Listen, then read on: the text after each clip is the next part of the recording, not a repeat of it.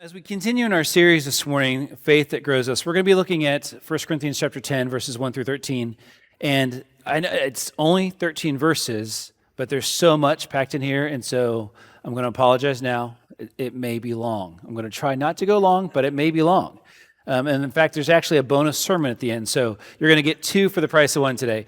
But believe it or not, this passage comes in the middle of the same argument that Paul's been making for a few weeks now. Like he can take an argument and really hang on to it, right? So this is all still around food offered to idols. And there's this section here that he's coming to a culmination and trying to make his point, right? He talked about how they had been writing and saying, hey, we have all this knowledge and we want to advocate for our rights, right? There's this group in the church that thinks that we shouldn't eat food offered to idols, and they're like, they don't want to be stopped, right? They don't want their rights to be infringed upon by others in the church. And so they're writing this letter to Paul saying, we have all this knowledge. We know that idols aren't real.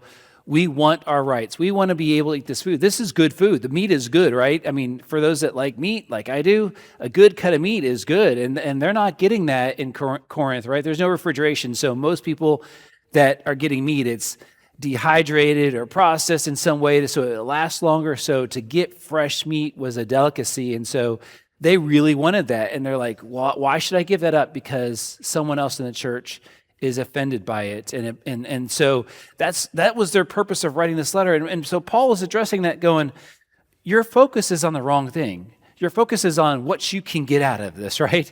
What can I get out of Christianity? What can I get out of serving God versus how do I live my life in honor of God and serving Him and serving those around us? And so he's talking about this and he's addressing this.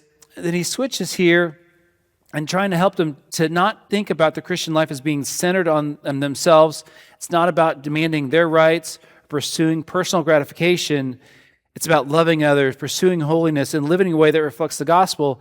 And our lives should not be motivated by selfish gain, right? And so that's what he spent talking about. That's what we talked about a little bit last week.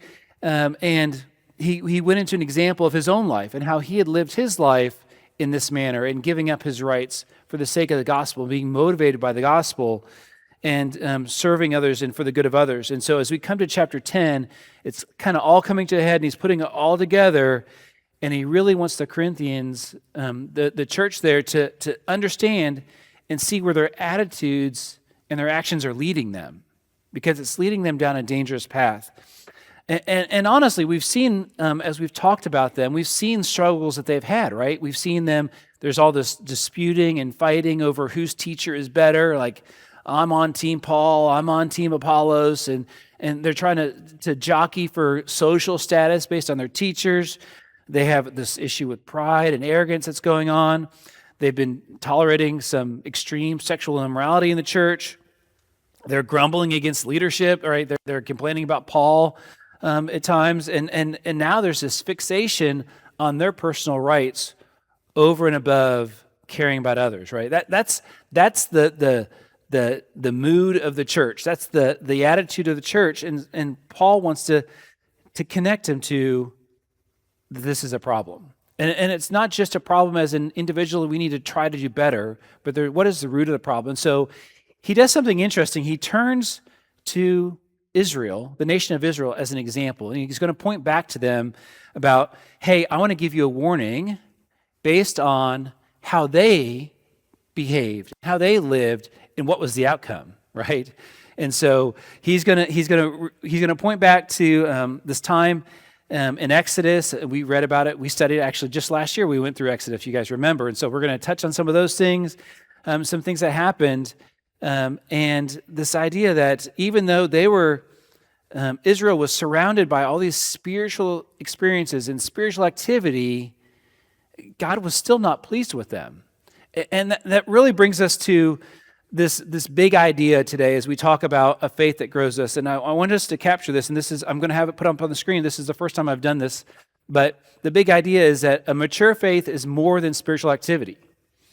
It is a transformed heart that depends on God's faithfulness and is demonstrated in obedience, right? And that's the main, I'm giving you the cheat code here. That's the main thing I want you to get out of this today is It's not about spiritual activity. It's about really being transformed, having a different heart, and caring about others and serving others and being dependent upon God and demonstrating that through obedience. So we're going to be reading 1 Corinthians chapter 10, verses 1 through 13. So if you would open your scripture and stand with us as we read these 13 verses. Starting with verse 1, it says, "For I do not want you to be unaware, brothers, that our fathers were all under the cloud, and all passed through the sea, and all were baptized into Moses in the cloud and in the sea, and all ate the same spiritual food, and all drank the same spiritual drink. For they drank from the spiritual rock that followed them, and the rock was Christ. Nevertheless, with most of them God was not pleased, for they were overthrown in the wilderness. Now these things took place as examples for us, that we might not desire evil as they did. Do not be idolaters, as some of them were, as it is written, the people sat down to eat and drink and rose up to play. We must not indulge in sexual immorality, as some of them did, and 23,000 fell in a single day. We must not put Christ to the test, as some of them did and were destroyed by serpents, nor grumble, as some of them did and were destroyed by the destroyer. Now these things happened to them as an example, but they were written down for our instruction, on whom the end of the ages has come. Therefore, let anyone who thinks that he stands take heed lest he fall. No temptation is overtaking you that is not common to man. God is faithful, and he will not let you be tempted beyond your ability, but with the temptation he will also provide the way of escape, that you may be able to endure it." Thank you. You may be seated.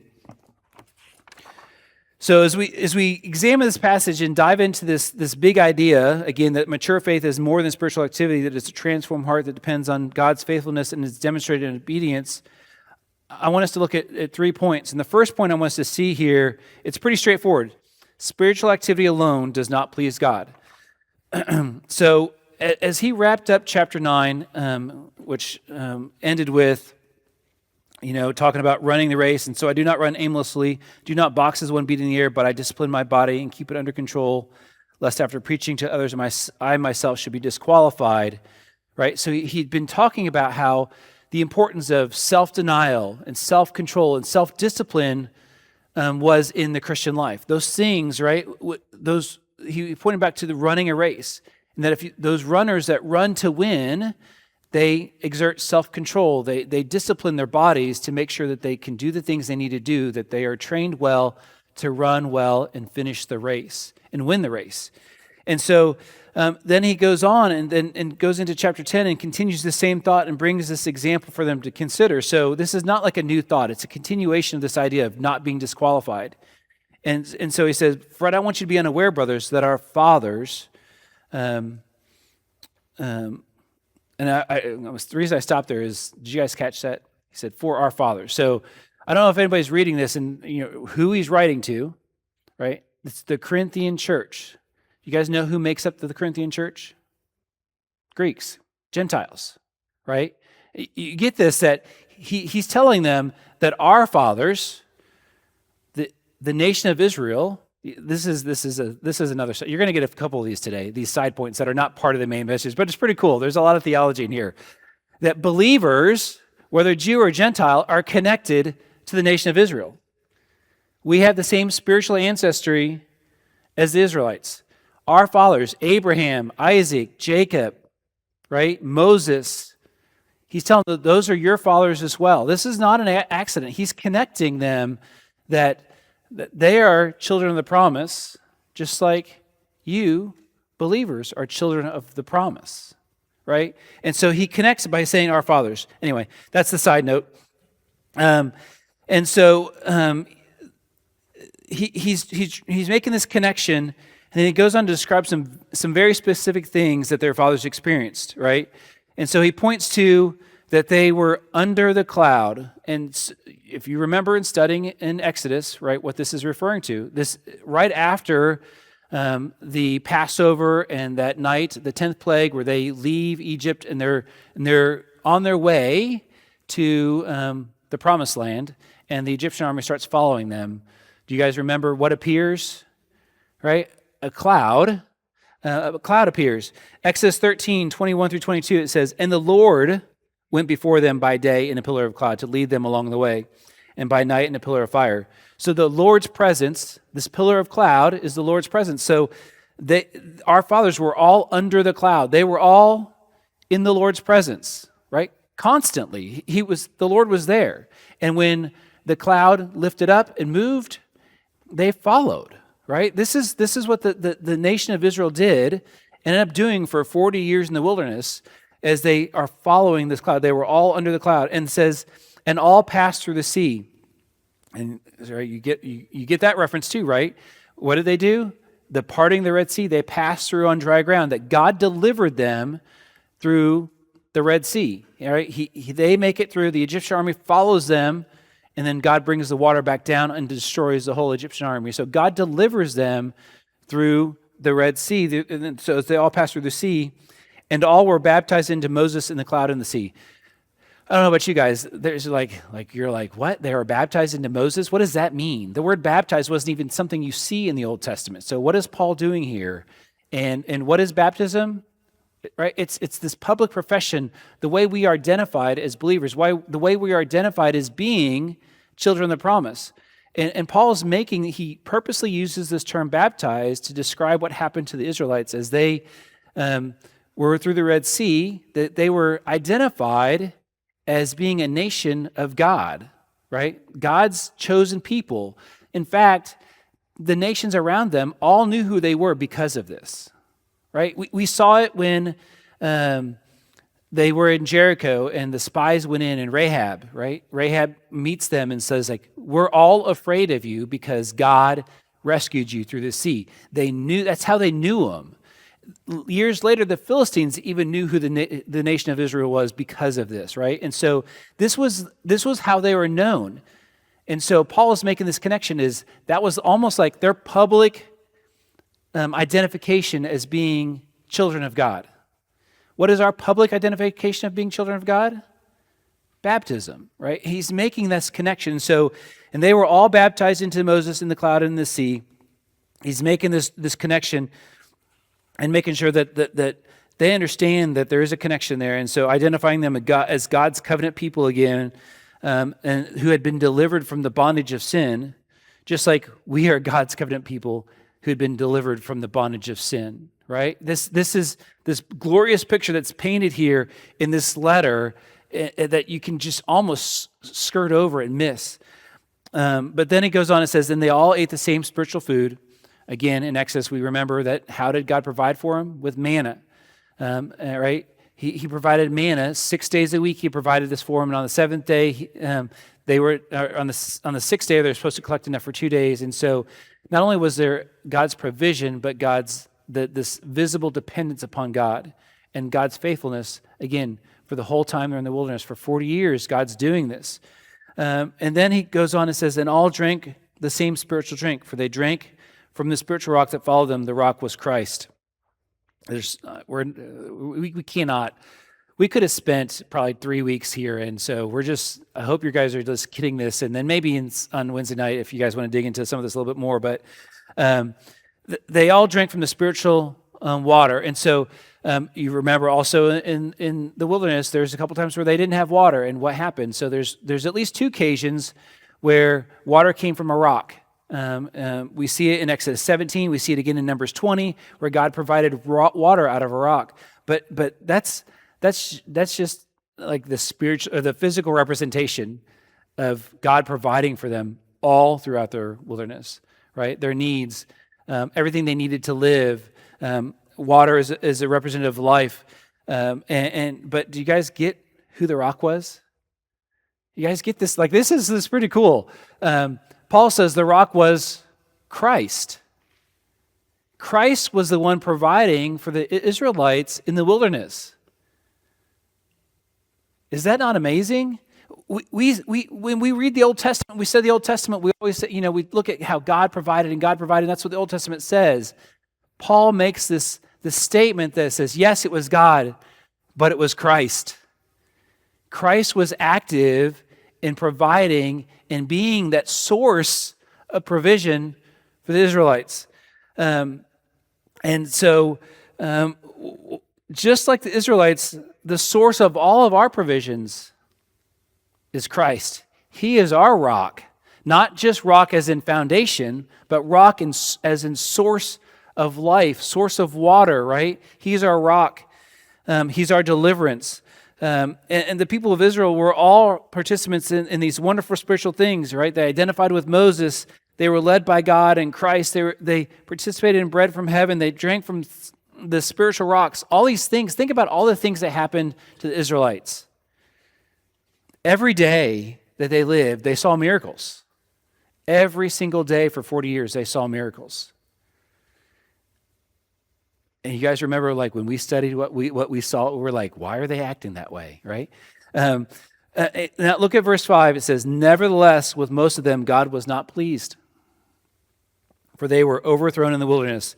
So all the spiritual activity they saw, all the experiences they had, constantly following God, participating in the manna and the water and just all this that God was doing for them, and they were seeing it and evidence of it, yet God was not pleased with them.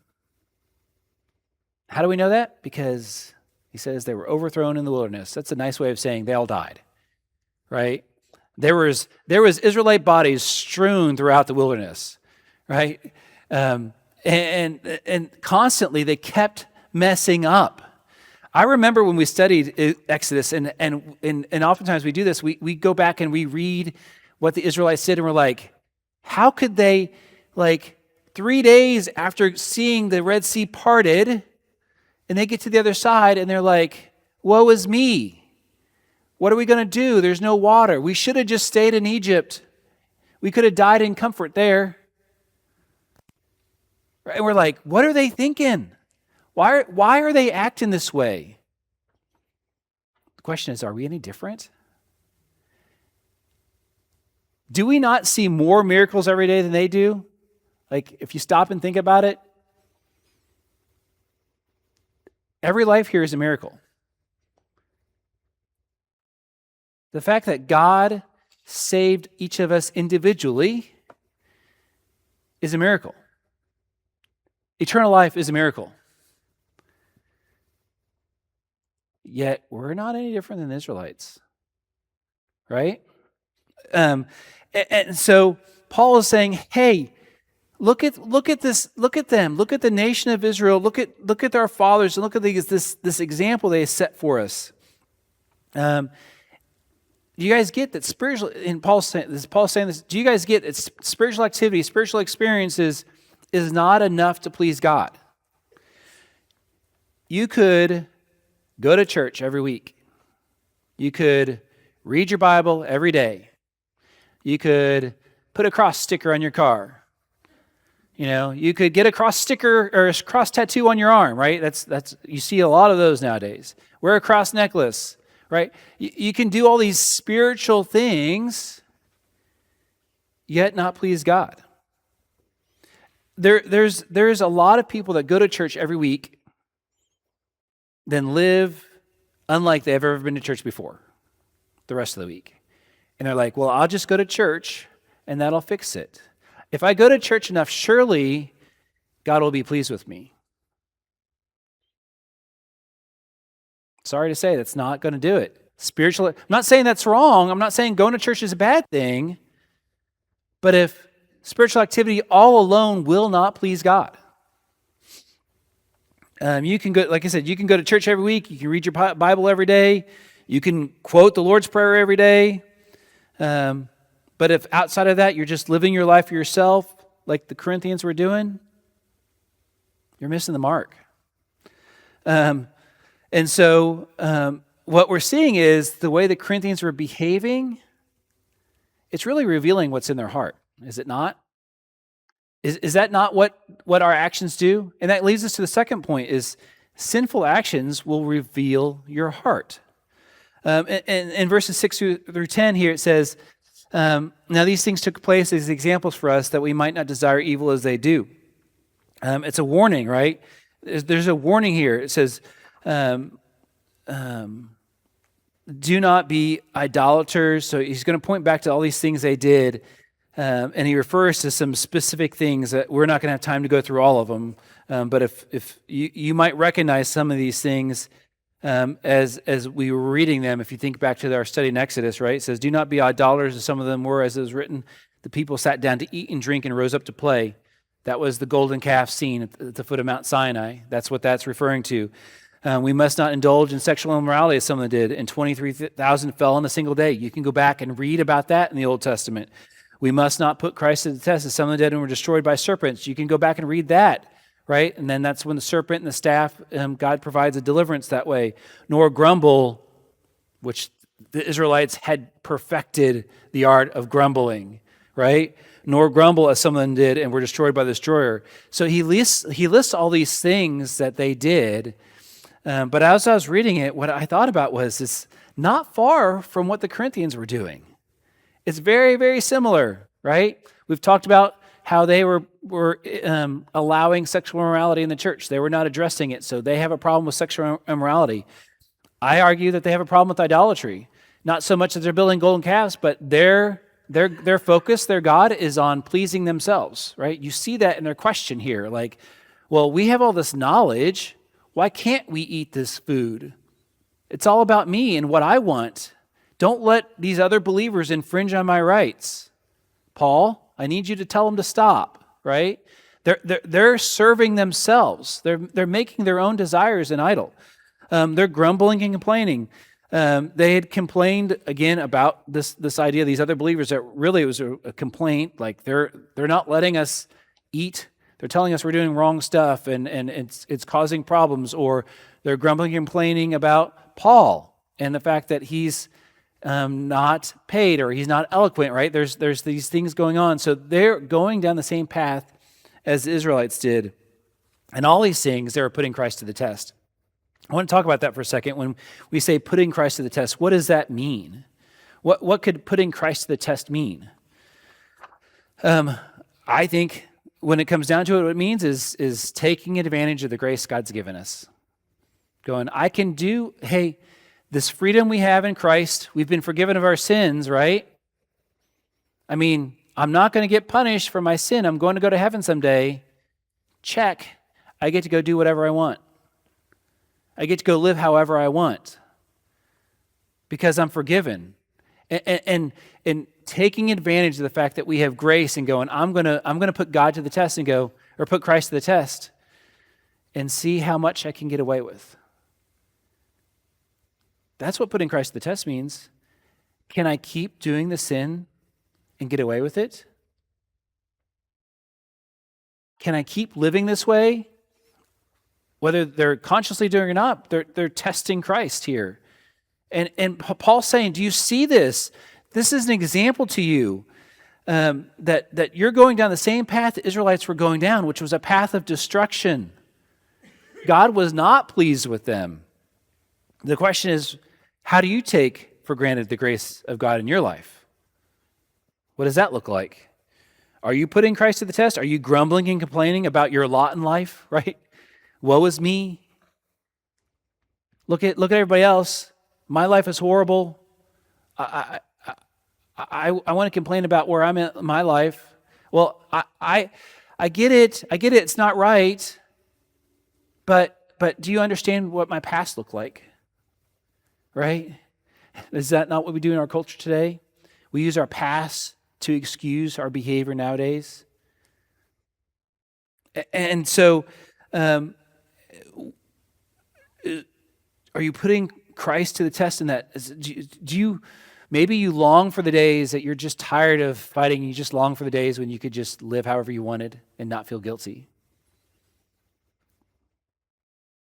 Right? Putting Christ to the test. All these things were examples, and they served as examples for the Corinthians, but also for us. That one, spiritual activity by itself is not going to please God, and two, that our sinful actions will reveal our heart. Right? This is an uplifting Mother's Day sermon. Right? But hang on. That's just the warning. There is hope. There is hope. Verse 11 says, now these things, don't go to the next point yet, because I actually it says verse 10, I think, is the end of this one. We're going to pull 11 into point 2, because I like it in point 2, and we'll use point 12 and 13 for point 3. Verse 11 says, now these things happened to them as an example, but they were written down for our instruction, on whom the end of ages has come. So another little brief rabbit hole here because I think it's important for us to address. And we don't have this problem in the church, but I want to make sure that I'm teaching you guys well. So when you see things happen in our world today and in churches today, you can know when something is not right.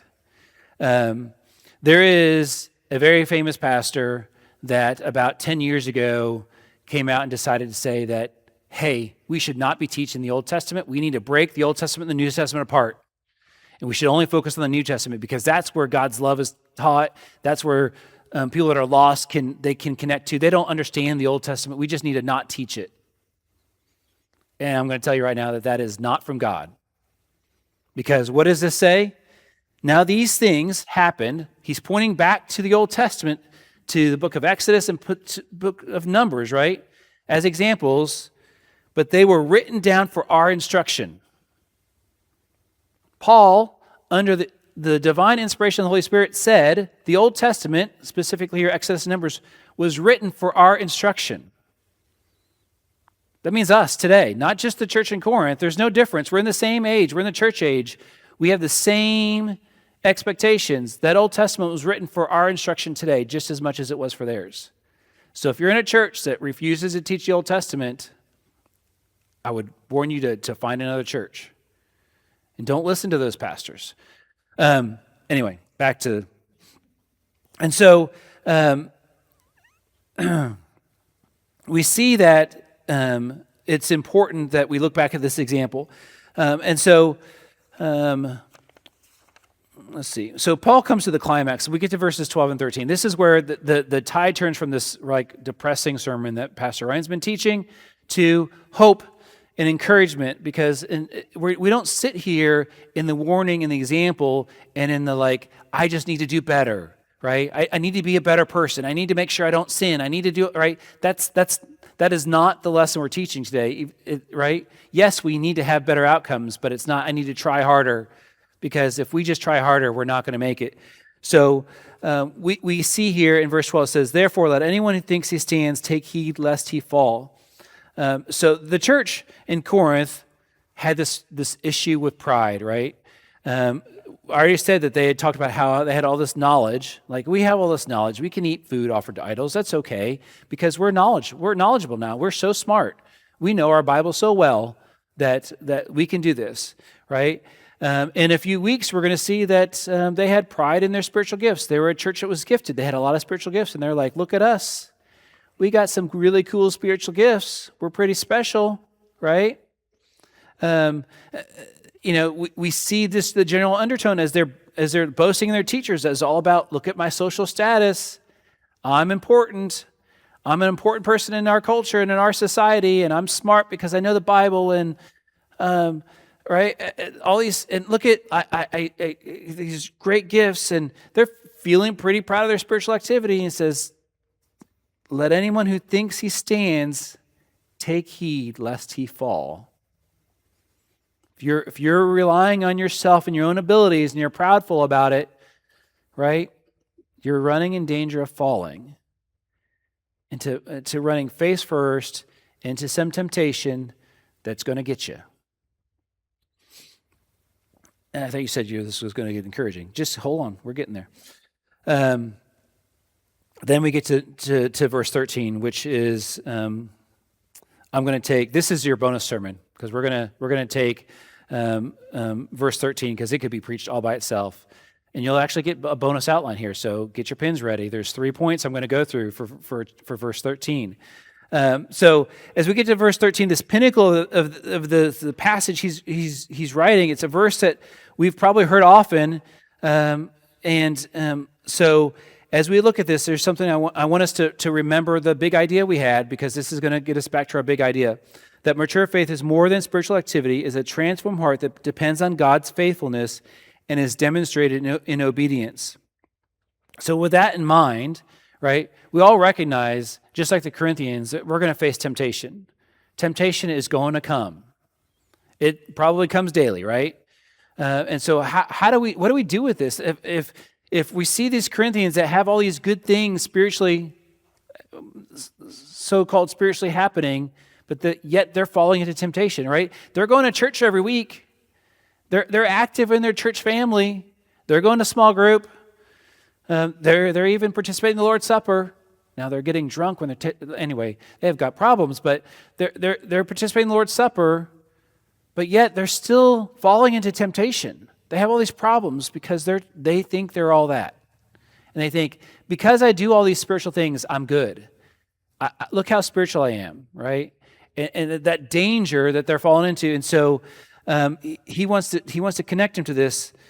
First, how do we face temptation? First, we need to face temptation with humility. Verse 13 says, no temptation has overtaken you that is not common to man. Oftentimes, I think, when we have temptation, we fall into this trap. I'm going to call it the teenager trap. The teenager trap is your teenagers think that you have no idea, you don't understand their life, you've never gone through anything that they've gone through before. It's all brand new, right? You won't understand, Mom, right? That's we've all been there. We were teenagers. We did it. We did the same thing. Guess what? We do the same thing with God. Do you understand my temptation? You've never been there. You can't understand what I'm going through, why I'm tempted. Like, you don't know what happened in my past. It's unique. It's rare. It's special. My temptation is different from everybody else's. Hogwash. Paul says what?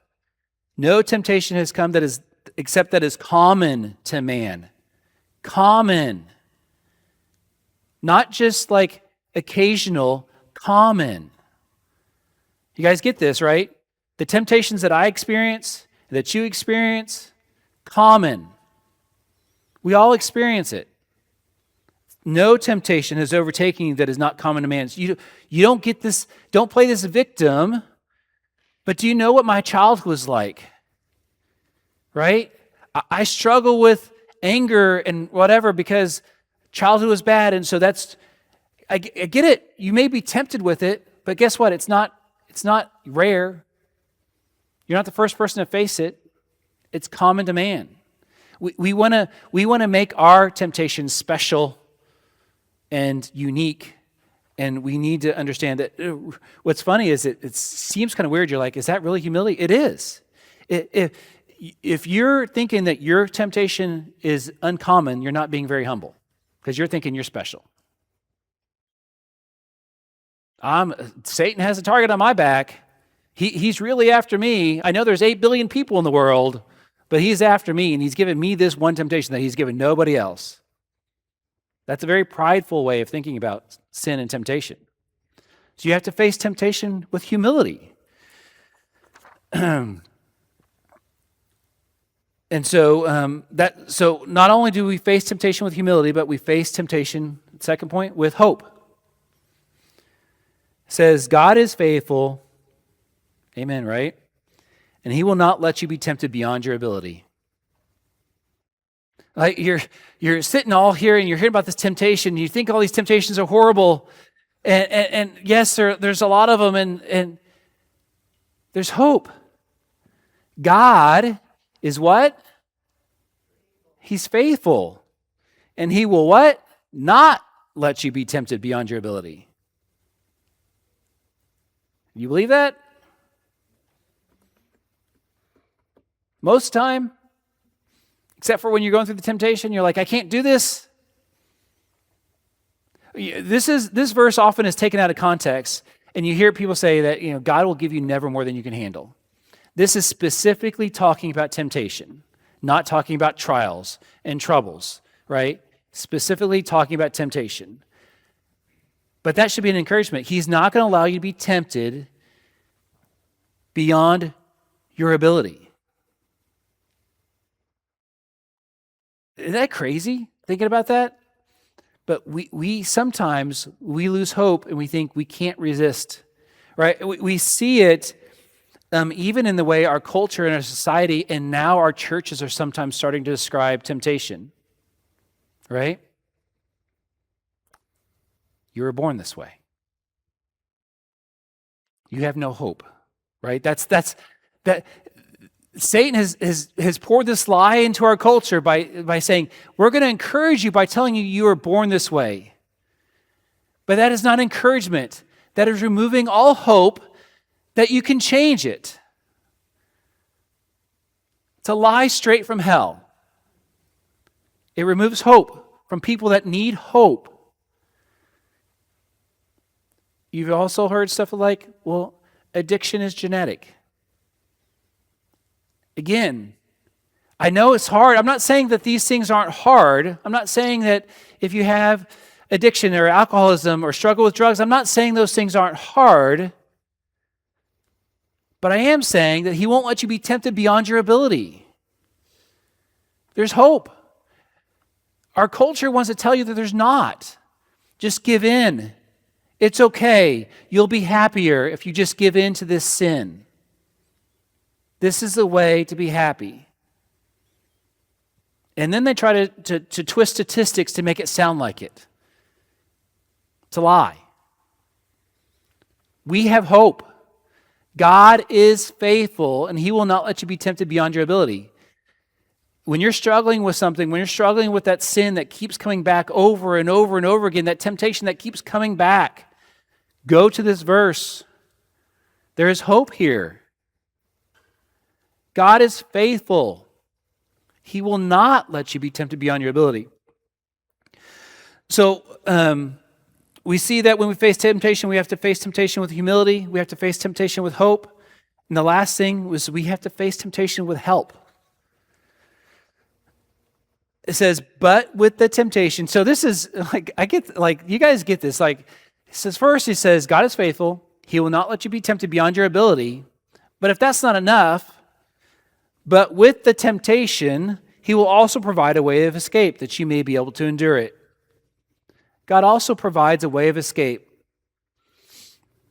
He will provide a way of escape that you may be able to endure it. So we need to look to God for help when we face those temptations.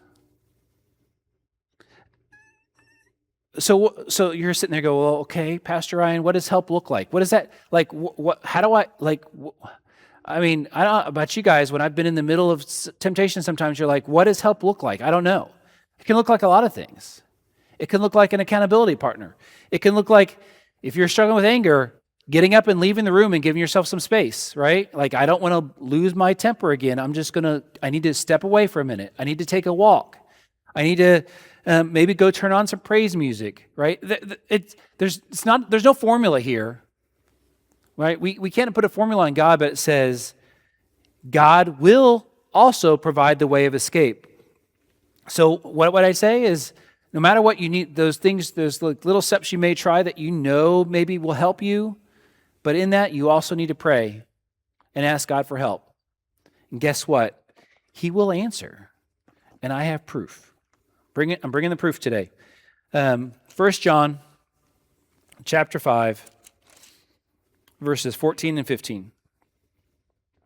And this is the confidence that we have toward him, that if we ask anything according to his will, right, he hears us.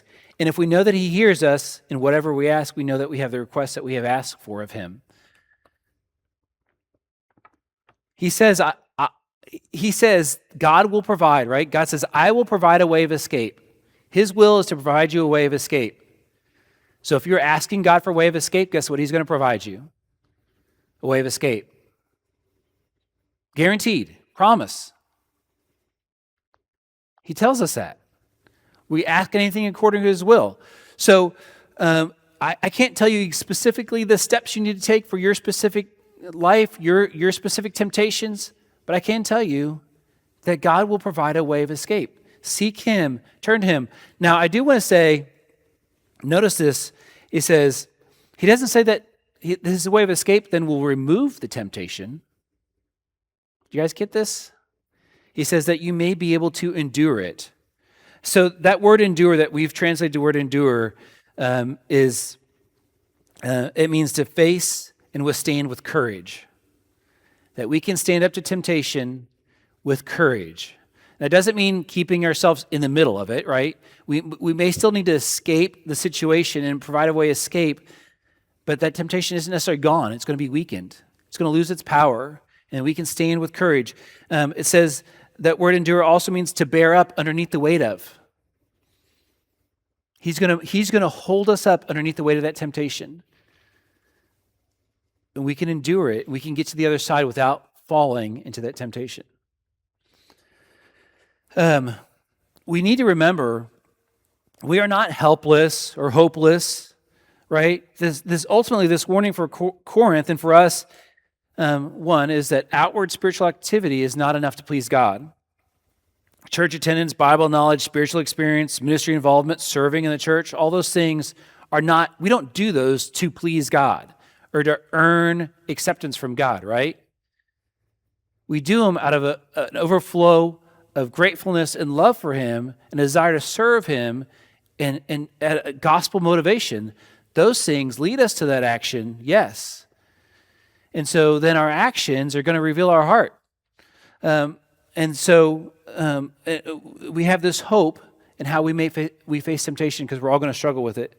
And so the good news of the gospel is this. Our hope is not in our ability to perfectly resist temptation. Our hope is in the faithfulness of Christ. That same Christ who sustained Israel in the wilderness is the Christ who sustains each of us every day, right? That same Christ, the same rock that sustained 2 million people in the wilderness every day for 40 years is the same Christ that provides for us. The same Christ who provided water from the rock has provided something even greater for us, right? Through the cross.